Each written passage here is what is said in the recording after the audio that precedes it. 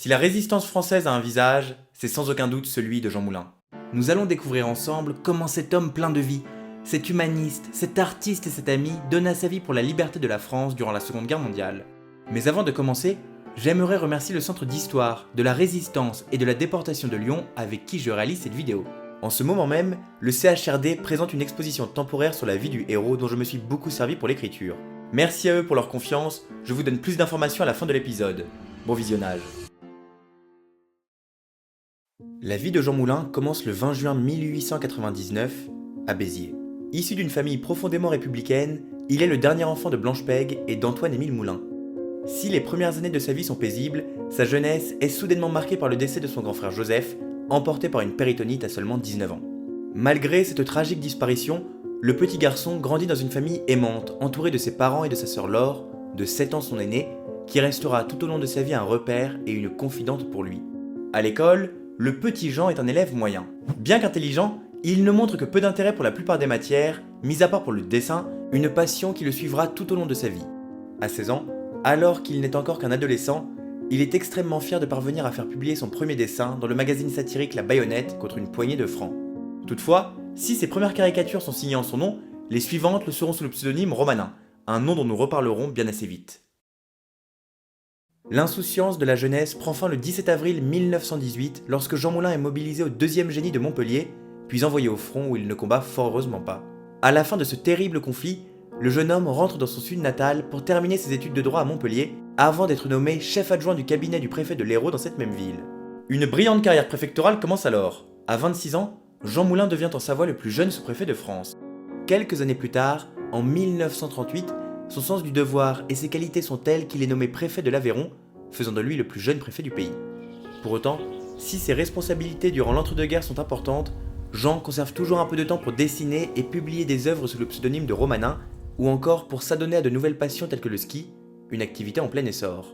Toujours très proche de ses parents et de sa sœur Laure, ce jeune adulte qui respire la jeunesse et la vie aime passer en leur compagnie des séjours au bord de la mer ou dans les stations de ski, jusqu'à ce qu'une nouvelle guerre vienne frapper à notre porte.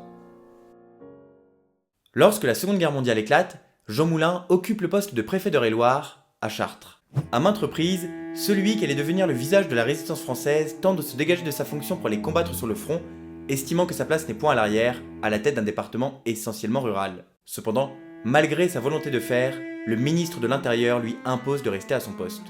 Lorsque Chartres est bombardée au mois de juin 1940 et que les troupes allemandes marchent sur la ville, la quasi-totalité de la population civile fuit dans un grand exode. Au mépris du danger, Jean Moulin lui reste pour assurer autant que faire se peut le ravitaillement et la sécurité des Chartrains. Le 15 juin, marqué par les horreurs de la guerre, il écrit à sa sœur et à sa mère. Bien chère maman, bien chère Laure, je vous ai peu donné de mes nouvelles ces derniers jours. La faute en est aux événements tragiques que j'ai vécus. J'ai vu bien des misères humaines. Mon réconfort a été de voir bien des dévouements obscurs, des dévouements que tout le monde ignorera toujours, hormis quelques spectateurs. Mon pauvre département est mutilé et saignant de toutes parts. Rien n'a épargné la population civile. Quand vous recevrez cette lettre, j'aurai sans doute rempli mon dernier devoir. Sur ordre du gouvernement, j'aurai reçu les Allemands au chef-lieu de mon département et je serai prisonnier. Je ne savais pas que c'était si simple de faire son devoir quand on est en danger. Pour autant, malgré le courage du préfet, les bombardements ne cessent de s'intensifier sur l'ensemble du département et la petite commune de Saint-Georges-sur-Eure est ravagée par les pilonnages allemands faisant de très nombreuses victimes civiles.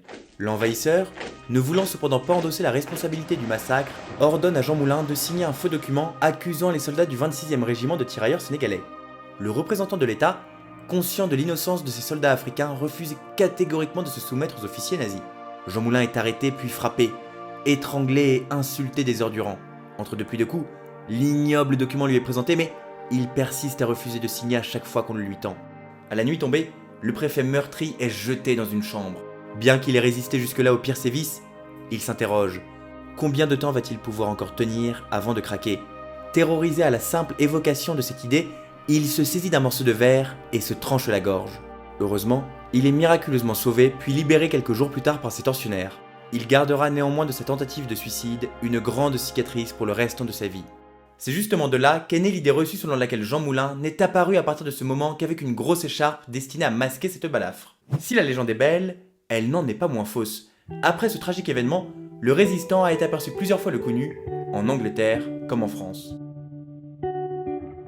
Un an plus tard, à l'automne 1941, Jean Moulin, révoqué par le régime de Vichy, se munit d'un faux passeport au nom de Joseph Mercier et rejoint Londres depuis Lisbonne.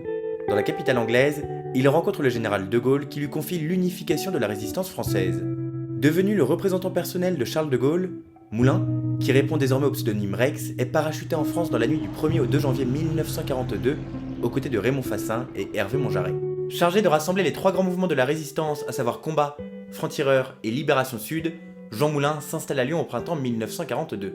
Grâce à son travail acharné, son humanisme, son amour pour la France, son sens du devoir et son charisme, Rex y parvient, mais les tensions internes entre les chefs de chacun de ces groupes rendent la cohabitation difficile. Se sachant étroitement surveillé par l'occupant, Jean Moulin fonde, avec l'aide de la jeune Colette Ponce, la Galerie d'Art Romana à Nice, une galerie d'exposition et de vente de peintures, dessins et sculptures modernes lui permettant de s'adonner à sa passion pour l'art, mais aussi de duper ceux qui le traquent.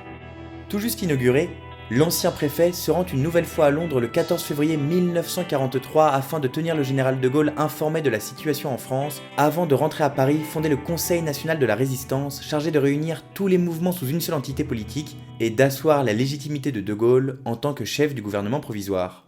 Hélas, Jean Moulin ignore à ce moment-là qu'il vit ses derniers instants en tant qu'homme libre. Le 21 juin 1943, une réunion des plus secrètes est organisée dans la maison du docteur Dugoujon, à Caluire-et-Cuire, près de Lyon, afin de trouver un successeur au chef de l'armée secrète Charles de Lestrin, arrêté par les Allemands quelques jours plus tôt.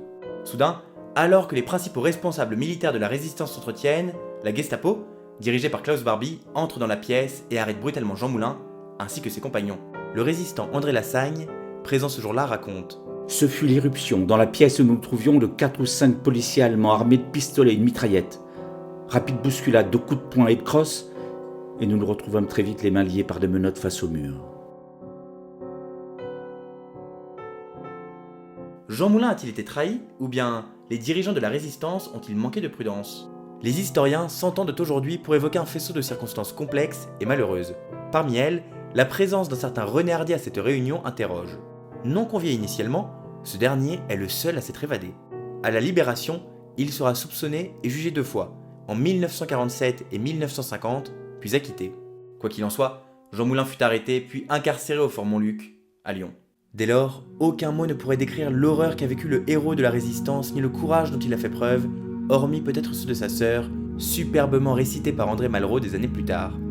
Son rôle est joué et son calvaire commence. Bafoué, sauvagement frappé, la tête en sang, les organes éclatés, il atteint les limites de la souffrance humaine, sans jamais trahir un seul secret, lui qui les savait tous. Pendant des jours, le monstrueux boucher de Lyon Klaus Barbie torturera sa victime avant de le transférer à la Gestapo de Paris. Finalement, le 8 juillet, 2 semaines après son arrestation à Caluire, Jean Moulin est déclaré mort des suites de ses blessures en gare de Metz, sans jamais avoir parlé. 2 décennies après la Seconde Guerre mondiale, dans le froid glacial du mois de décembre 1964, Jean Moulin entrait au Panthéon avec son terrible cortège sous les yeux émus du président Charles de Gaulle et accompagné par un poignant discours du ministre de la Culture André Malraux. Pour la première fois, l'entièreté du peuple français peut mettre un visage sur cette héroïque résistance s'étant battue dans l'ombre pour la liberté de tous. Le sacrifice de sa vie, ainsi que celui de toutes ces femmes et de tous ces hommes, ne doit jamais être oublié. J'aimerais chaleureusement remercier le Centre d'Histoire, de la Résistance et de la Déportation de Lyon de m'avoir accompagné dans la réalisation de ce petit documentaire. En ce moment, le CHRD présente l'exposition Jean Moulin, les voies de la liberté, invitant à découvrir ou redécouvrir ce héros national à travers les yeux de ceux qui l'ont connu ou étudié. L'exposition dure jusqu'au 26 mai 2024 et elle est d'une richesse formidable pour mieux comprendre l'homme et sa légende. À titre personnel, je m'en suis énormément servi pour la rédaction de cette vidéo et je tiens à remercier une fois de plus le CHRD de Lyon pour toutes les informations et les images d'archives qu'ils ont gentiment mis à ma disposition. A très vite pour une nouvelle vidéo, bonne journée.